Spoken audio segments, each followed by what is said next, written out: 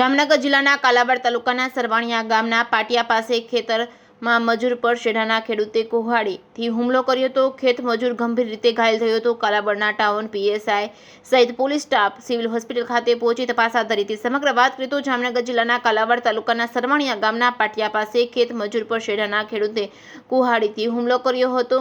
ખેત મજૂર ગંભીર રીતે ઘાયલ થયો હતો. કાલાવાડના સરવાણિયાના ગામના પાટિયા પાસે ખેતર પર પરપ્રાંતિ પરિવાર ખેત મજૂરી કરી રહ્યો હતો ત્યારે વારંવાર બાજુના ખેતરના માલિક હરસુખભાઈ નારાયણ પટેલ, મહેશ નારાયણ પટેલ બંને ભાઈઓએ ખેત મજૂરી કરતા બાબુ પર હુમલો, કુહાડી તેમજ દાંતરડા વડે જીવલેણ કર્યો હતો. મળતી માહિતી મુજબ ખેત મજૂરીને જ્યાં કામ કરતો હતો ત્યાંથી કામ હરસુખભાઈ પટેલ અને મહેશ પટેલ છોડીને ભાગી જવા માટે વારંવાર દબાણ કરતા હતા. બાબુ જ્યારે પોતાના ખેતર માટે ટ્રેક્ટર ચલાવી રહ્યો હતો તે દરમિયાન મહેશ અને હરસુખ દ્વારા હુમલો કરવામાં આવ્યો હતો. ગંભીર ઘાયલ બાબુને તાત્કાલિક સિવિલ હોસ્પિટલમાં ખસેડવામાં આવ્યો હતો, પણ તેને માથાના ભાગે ગંભીર ઈજા થતાં તેને વધુ સારવાર માટે જામનગરની જીજી હોસ્પિટલમાં ખસેડવામાં આવ્યો હતો. બનાવની જાણ થતાં જ કાલાવાડ ટાઉનના પીએસઆઈ સહિત પોલીસ સ્ટાફ સિવિલ હોસ્પિટલ ખાતે પહોંચી તપાસ હાથ ધરી હતી.